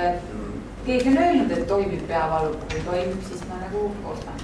Okei, see oli meil lihtsalt sissejuhatav mõte. Aga mida nagu tegelikult me vajame, kõige suurem asi, jõudsime üle ja ka ümber ei saanud on koostöö selle 3 osapoole vahel, aga siis me hakkasime arutama, et kuidas me seda koostööd nagu tagama peaks otsustajate, praktikute ja uurijate vahel. Sellest võib-olla ei saa kõike aru, aga me tegime see meie pisike mudel siin, otsustajad, uurijad ja praktikud. Ja siis me natukene arutasime neid auke siin nende vahele, et ütleme, et kui otsustaja tellib uurijalt midagi, uurija annab talle tagasi, et siin meie selline arusaamine oli, et asi nagu suht-koht toimib, välja arvatud siis mõnikord see, et otsustaja ei saa aru, et uurija peaks olema sõltumatu ja sellest, et tal on ka oma ajakava või uurijate ajakavast aru saada. Aga no põhimõtteliselt, et see on üsna nagu eksisteeriv suhe, et ühel on vaja ja teine siis teostab selle töö, kui niimoodi on. Aga siis uurijate ja praktikute vahel mõtlesime, et niipidi uurijatelt praktikutele läheb ka teinekord päris kenasti, kuna uurijad saavad ju oma asju teha ikkagi praktika ja praktikute baasil. Aga tagurpidi praktikutest uurijateni jõuda, siis on jälle, et kuidas see oli see minu küsimus, et kuidas ma saan nüüd info teist põidist, kes midagi uurib ja mida te olete uurinud, kui mul vaja oleks. Ja otsustaja praktikute vahel, see on ka selline nagu kummaline, mitte päris sirge või nagu siis pidev joon, sellepärast, et see on nüüd minu kogemus muidugi, kui siin 3. sektori inimene, et sageli otsustajad vastandavad ennast 3. sektorile otse kui nagu meie ja teie ja teie tehke seal oma MTÜ-dega oma asja, meie siin ikkagi otsustame omamoodi, sest me teame nagu paremini, et see päris nii ka ei ole, et see, noh, kuidas siis viia selle, ütleme siit, kui siit uurijalt praktikuni jõuaks, siis see teadmine ja sageli on need praktikud just ka need eestkostjad oma valdkonnast, kes prõmmivad sinna otsustajate uksele, kui uurijatelt jõuab praktikuteni see teadmine, et vot nüüd on niimoodi, me oleme selle ära tõendanud, siis see praktik võib sageli olla, kes käib ja koputab ikkagi, kulge, me peame midagi muutma sellepärast, et see on niimoodi, seal on välja tulnud, saate aru. Et see on hästi oluline see side, sellepärast, et muidu nagu ma ütlesin, kui mina lähen ja ütlen ministeeriumis, et teate, minu kogemuslik asi ütleb nii, siis nad ütlevad, Jane, sa ei saa üldse aru asjadest, see pole üldse niimoodi, nagu sulle tundub. Aga kui ma lähen mingisuguse asjaga, ütlen, et see ei tundu mulle, vaid see on kuskilt välja toodud, siis nad jäävad vait. Aga äkki jäävad? Ei, nad ikka jäävad, et neil on, minul on nagu lihtne öelda, kuigi see tuleb võib-olla see, mida mina oma kogemuslikkusest ütlen ja see, mis uuringust välja tuleb, on täpselt seesama. Aga no ega nad ikkagi, kui on ikkagi väga korralik uuring teostatud, siis nad väga palju enam ei saa nagu kogisida. Nii, aga kuidas siis seda ikkagi seda koostööd nagu tagada, see oli see, mida ümber meie arutasime seal Tuule käes väljas. See peaks olema võrgustik. See on see üks sellistest lahendustest, et võrgustik, mis kaasneb, olgu ta ümarlaua näol, aga ta peab olema jätkusuutlik, mis kaasneb kõiki seda kolme. Aga kuidas seda tööle panna, siis me jõudsime koordineerijani paratamatult. Üks mingisugune visionäär või hullukene või keegi ei saa seda asja kogu aeg käima panna, sest see hullukene võib jääda trammi alla või tal tuleb mingit uus töökoht või elu ju, täiesti see Gaudi jäi ka, suur mees oli seal Hispaanias, aga teate, kuidas ta jäi lihtsalt trammi alla, siuke mees, kes tegi selliseid asju, läks tööle ja trammi alla, kõik selle eluga, et me peame mõtlema jätkusuutlikkuse peale, et see nüüd tulles tagasi selle kolmanda üldse sektori ja siis ükskõik, mis on ta kolmas või on ta mingisugune valitsus, ministeeriumi alune institutsioon, see koordineerija peaks olema selle eest, et see koordineerija olemas on. Vaat meie ütlesime küll välja, peaks see otsustaja vastutama. Ehk siis, kas ta rahastab seda, kas ta loob selle ise või ta rahastab seda koordineerivat keha või siis mis iganes, koordineerijad. Ja praegusel hetkel MTÜ-de koha pealt ma võingi öelda, et käivad Lastekaitse Liit on esitanud mitmeid ettepanekuid juba, et kuidas üldse tegevustoetust tagada sellistele partneritele, keda riigil vaja oleks. Praegu me oleme kõik projektipõhised, aga see on seesama asi, et projekt on, sul nagu on raha, aga vahepeal öeldakse, et issand, kui tore, et te olemas olete, aga mille nagu arvel.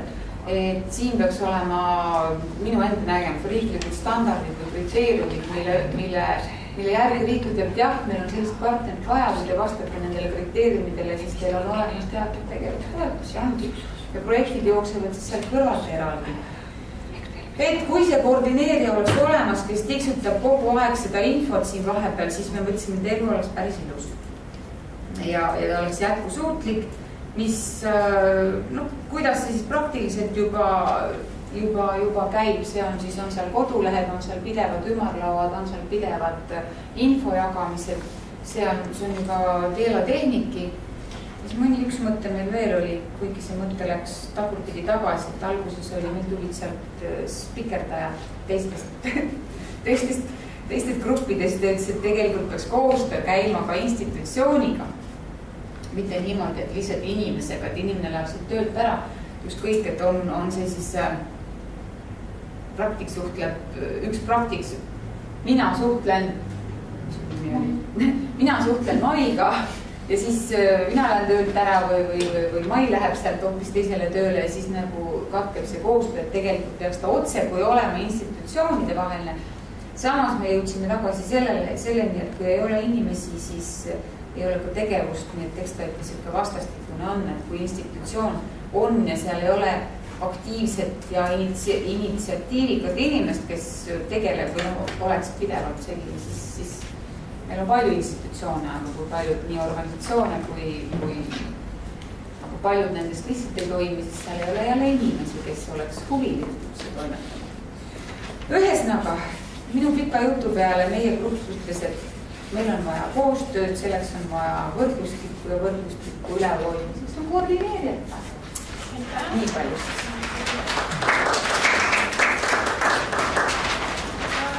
Äkki läheks Taksma-aluse grupiga edasi, Kaisvas on midagi kirjutanud. Kas meil on veel endiselt 5 minutit või meie peame nüüd 3,5 tegema? Palun vabandust. Ma igasugust täpsustan üle, kes aja ressursid on. Võtame ikka 5.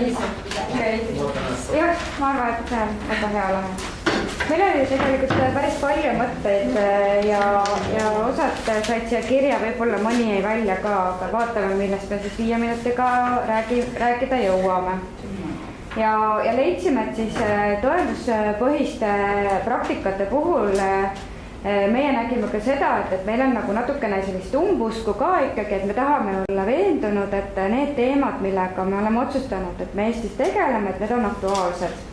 Ja et me tõepoolest tegeleme õigete asjadega ja teeme õigeid valikuid. Ja selle lahenduseks võiks olla ikkagi see, et Eesti kohta on meil olemas usaldusväärsed ja ajakohased andmed ja me ei juhindu mitte ainult sellest, et Šveitsi sõltumata uurijate rühm on nende kontekstis midagi uurinud või ka uurinud nagu mitmete Euroopa riikide taustal, aga siiski, et meil on ikkagi ka selged teadmised olemas Eesti konteksti kohta. Et ma loodan, et see programm, mis täna alguse saab, et selle kohta on ka Eesti andmeid ju piisavalt olemas, et on tehtud õige valik. Et seda igatahes mina küll loodaksin, et nii see vastab tõene. Siis leidsime, et me vajame tõenduspõhiseid andmeid, haakub natuke eelmise teemaga ja leidsime, et lahenduseks on see, et meil on olemas ka pikaajalisi mõju-uuringuid ja me saame tuua välja teatud tendentsid ja dünaamilisi näitajaid, on võimalik jälgida nende kohta midagi öelda. Aga samas selle tasakaalustamiseks siin sai veel välja töödud, et meil on ka vajadus ikkagi kiire reageerimise järele, et mitte ainult oodata, et mitu aastat on nüüd uuritud ja siis on kindel, et töötab ja siis alles hakkame rakendama ja probleem sellel ajal muudkui küdib. Et ikkagi me suudame ka kiiresti reageerida ja lahenduseks võib-olla oleks see, et meil on ikkagi ka sellised innovatiivsed lahendused ja siis on ka võimalus siis selliseid uusi lootusrikkaid praktikaid ellu viia. Heas usus, et need toovad selle soovitud muutuse, mida me tahtsime. Siis üheks vajaduseks nägime seda, et meil on vaja, et meil oleks parem tundmine siis noortest ja sealhulgas ka riskinoortest, et ka siin sai välja toodud, et ka riskinoored on väga erinevad ja nende sellised iseloomustused on ja probleemi puntrad on võib-olla ka väga kirjud, et siin meie jääme pikemalt rääkima nii-öelda memmepoegade sihtrühmast, et kes on tegelikult kõrgelt haritud, aga ikkagi elavad kodus ja ei kavatsegi tööle minna ja on ikkagi ülalpeetav. Suuliselt peab olema tasakaalus, memmepojad, memmetütred siis. Jah, et praegu sai niimoodi pandud jutumärkidesse küll ainult see, aga leidsime, et memmekad eesti keeles on veel üldistatud. Ja lahenduseks leidsime, et võib-olla siin puhul näiteks aitaksid ka vanematele suunatud programmid, et me ei tegele mitte ainult siis noore kui sihtrühmaga, vaid ka vanematega. Et leidsime, et palju probleeme on ikkagi seotud koduga ja nende suhtumistega, mis kodus on olemas ja kodust kaasa tulevad. Ja lisaks siis ka sellised kohanemisprogrammid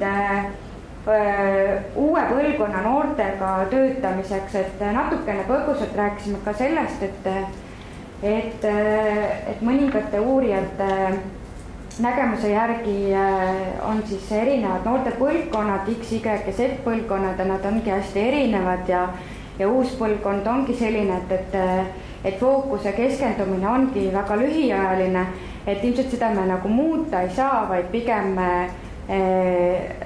on vaja nagu sellega kohaneda ja mõistagi, et noored on erinevad ja nendega töötades me peame kasutama erinevaid meetodeid.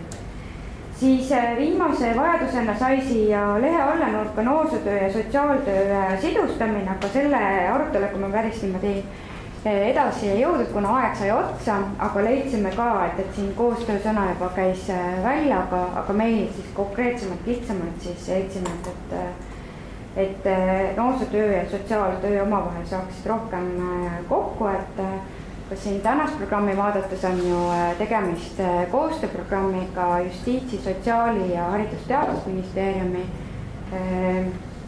koostööprogrammiga, et loodetavasti sellega on ka mõningane selline tee sillutatud, et rohkem sellist sidustatust erinevate valdkondade vahel on, kes siis noore ja tema probleemidega tegelevad.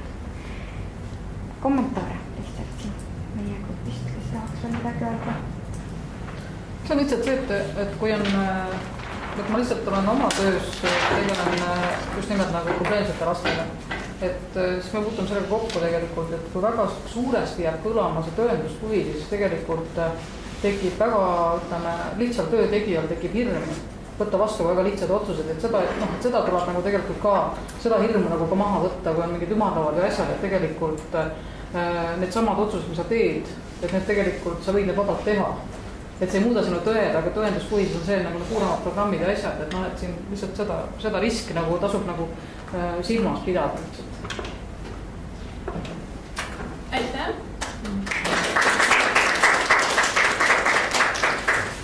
Ja sõna kolmandal grupil. Purustab kõik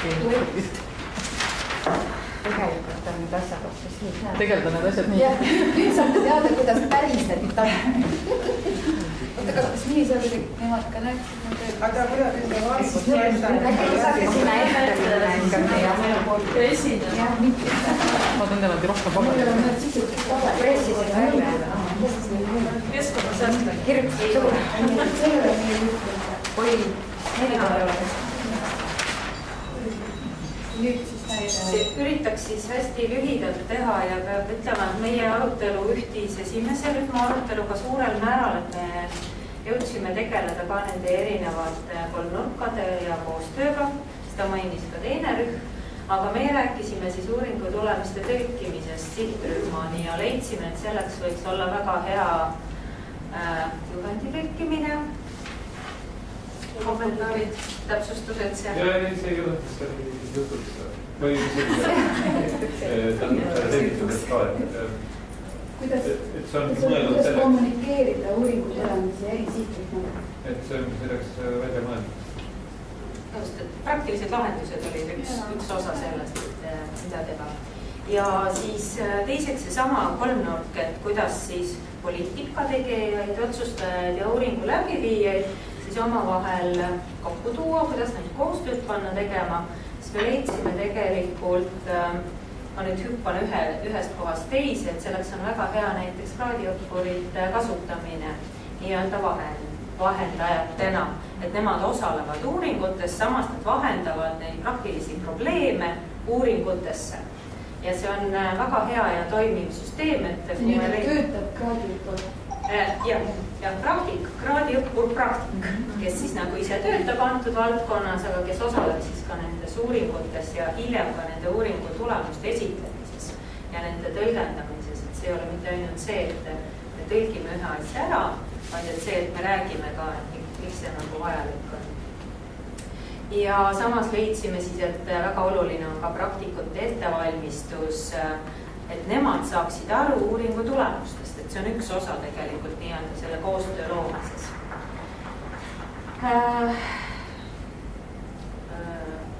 Kuldse kolmnurga heade näidete levitamine, kui me kogu aeg räägime, et see kolmnurk on selline müstiline ja üldse ei toimi ja tegelikult ega väga ei usu ka sellesse, siis meie oleme üritanud seda rakendada ja ma arvan, et me oleme saanud ühe hea näite, et me oleme poliitilised otsused, uuringud ja siis nii-öelda sihtrühma omavahel suutnud oma töös juba esimesed katseid kokku viia ja teha seda koostööd ka näiteks erinevate uurimisasutuste vahel, et ikka toimivaid selliseid lahendusi on küll. Peab ütlema, et see peab olema eraldi eesmärk, vastasel juhul ei toimi. Kui see ongi nagu projekti eesmärk, siis on see täiesti saavutatav. See ei ole lihtne, aga on olemas esimesed head näited, et see toimib. Siis katusorganisatsioonid uuringute vahendajateks, et see oli seesama koordinaatori märatavasti küsimus, et peab ikkagi olema keegi, kes võtab selle missiooni, kellel on see eraldi eesmärgiks ja kes seeläbi siis ka seda pidevalt, järjepidevalt viib ellu, sest tõesti siin on tegemist ka sellega, et tihti on selleks mõned initsiatiivikad inimesed ja kui nemad ära kukuvad, et siis kukub kokku või koostöö. Tõenduspõhisus kui kvaliteedi nõue rahastamise eeldus. Selle mõtlesin. Teile on projekti osa? Jah, et see oleks seda nõue, kui sa projekti kirjutad. see oli see mõte, et me juba harjutaks inimesed mõtlema nii, et nad otsiks ka mingeid tõendusi sellele, millele nad raha küsivad. Et rahastamise eelduseks on ka see, et see tegevus on tõenduspõhine. Ja selleks omakorda on vaja siis välja töötada hindamisvahendeid, mis võimaldavad seda tõenduspõhisust tõestada. Ehk siis see, et me vastame kvaliteedile või et me saavutame siis mingi soovitud muutuse. Ja küsimus, kuidas siduda tõenduspõhised protsessid ja tegevuspõhised projektid. Noorsootöös väga aktuaalne küsimus. Ja see innovaatilisuse teema, et vaadatakse innovaatilisi lahendusi, aga kas me jõuame kohe ka sellele mingi tõenduspõhise asja leida või kuidas see võiks käsikäes käia, et me saame nagu vastastikku areneda. Et millest alustada siis, et seda teha ja mina pakkusin seda sama võimalust, et kui kõigepealt välja töötada need hindamisvahendid, mis võimaldavad seda tõenduspõhisust mõõta või siis tegevuste tulemuslikkust mõõta, siis tegelikult on see võimalik ka, et see ei ole nagu väga sürrealistlik iseasi, milliseid me jõudsime isegi selleni, et milliseid mõjusid me hindame, et vahel on mõjude hindamine väga keeruline. Et ta võib sõltuda väga paljudest erinevatest teguritest ja olla lühiajaliselt väga hea, aga pikaajaliselt mitte mõju. Et siin on küsimusi tegelikult ju veel palju. Stabiilsusest sai juba räägitud, võib-olla see rahastamine oli see, mida teie nagu välja ei toonud, et oli see koordinaatori olemasolu, aga just see sama rahastamine ka, et või tegelikult puudutas just rahastus. Just stabiilsus, et see oli meil ka jooksis läbi. Hea uuring ei ole liiga kitsas, arvestab palju faktoreid, oli sellest samast tegelikult tõenduspõhisusest ja pikaajalisusest tulenevat, et me võime lühiajaliselt saavutada väga näidatavaid ja numbriliselt ilusaid arve või isegi protsente, aga kas see pikaajalisemalt ka seda tuleb. Kus on link üksikisiku mõjutamise ühiskondliku protsesside vahel? Sellest ta pikemalt rääkida Martin Talu. Vaata, see oli sinu sisse toodud mõte. No põhimõtteliselt on küll niimoodi, et need noortepoliitika eesmärgid on kõik ühiskonna tasandil. Vähendame tööpuudust ja suurendame tööhõivet ja vähendame kuritegevust. Kuidas see kõik juhtub, et selle kohta kellelgi ideid. Mida on võimalik töötada, mida on tehtud, tõestatud on tõesti võtta mingisugune, kui on nagu kitsalt või konkreetselt piiratud hulk inimesi, noori, kellega tehakse mingeid väga kindlaid tegevusi, siis on võimalik näidata, et tegevused toovad neist mingi muutuse esile. Et see on tõepoolest niimoodi. Kuidas see transformeeruks ühiskonna tasandil, et see peab arvestama palju suuremaid arvu tegureid ja kas või näiteks seda, et kes sinna üldse lähevad sellesse tegevusse, kes sinna satuvad.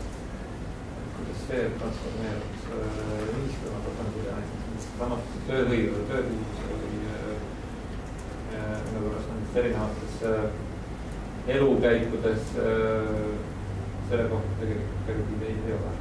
Nagu see on nii laiutanud see ühiskondlik protsess, kui me siin räägime ainult suures osas on see noor, aga see liigub ju sinna selle sama noore lapsepõlve tema vanemateni, et palju laiemale. Kui juba mõjutada seda lapse vanemat ühtepidi, siis selle lapse vanema laps jõuab ükskord noorusesse ja siis tal nagu ei tule neid probleeme, sest tal olid asjad korras ja ei, seda ma tahan öelda, et see kõik on väga keeruline. Võttes sama noorsootöö näide, eks ole, noortepoliitika näide, et noorsootöö ja noortepoliitika on tekkinud viimasel vanalt meil öelda küll, mõned aasta jooksul, 20-30 näiteks. Samal ajal noorte olukord ühiskonnas on tegelikult kogu aeg muutunud järjest ebakindlamaks. Vaatamata sellele, et on võetud kasutusele spetsiifilised meetmeid, mitte ei. Ja ma arvan, selle ühiskonna asja me vist ei suuda kunagi kuidagi. aga seda me üritame teha praegu. ei, ma ei, noh, seda ei lahendagi kunagi 100% ära, sellepärast et küsimused jäävad ja me neid arutame eluaeg ja siis järgmine põlvkond arutame ka veel eluaeg omi asju. ei, me peame püüdma seda. mida me püüame? aga ülesanne on iga asi, mis kõik, mis on mõõdetav, see jääb olla mõju. see, mis on mõju, võib olla mõju. See võtab kokku tegelikult selle viimase, et kas tõestatud mõjuga töö on eetiliselt õige. Ehk siis, et minu arust teine lõib ka selle välja, et me saame alati lähtuda ainult sellest tõenduspõhisusest, et kindlasti saab see olla üks faktor, aga seal juures on ka teisi, mida tuleb vaadata. Ja nii nagu sai öeldud, et siis tegelikult ka see ei tähenda võib-olla igapäevategevuses väga palju midagi muud, et see peab ja võib olla nagu protsess omaette, et me räägime tõestatud praktikatest või tõestatud efektiivsetest programmidest, et aga töö läheb tegelikult igal pool edasi, et mis ma tahtsin öelda selle mõjutegurite uurimise peal on see, et võib-olla ka see valdkondade vaheline koostöö, et kuna mina tegutsen rohkem haridusvaldkonnas, siis ma tean, et ka meil on tõstatatud probleemid näiteks koolide tegevuse efektiivsuse mõõtmiseks, mis on ka natukene laiem kui ainult näiteks riigieksami tulemus. Ja võib-olla see tõesti see erinevate faktorite koondamine ja tervikpildi nägemine ja arvesse võtmine selle mõju juures on üks asi, millega kindlasti saab ka valdkondade vahelist koostööd tehes lahendada, et võimalikult leida neid efektiivseid meetodeid, mida ühes valdkonnas on ka leitud. Aga see oleks siis lühidalt meie poolt.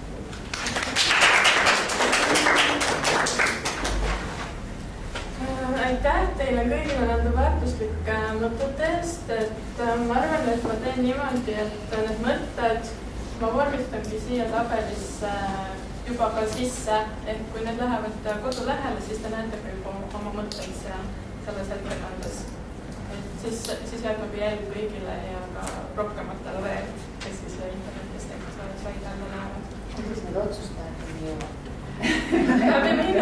Läbi minu jõuavad, et aga teen nendele kokkuvõtte sellest, et ei pea selle pärast muretsema, et need jäävad kuhugi sahtlisse lihtsalt, et see on teema ja selle teemaga me kindlasti läheme edasi, pole kahtlust.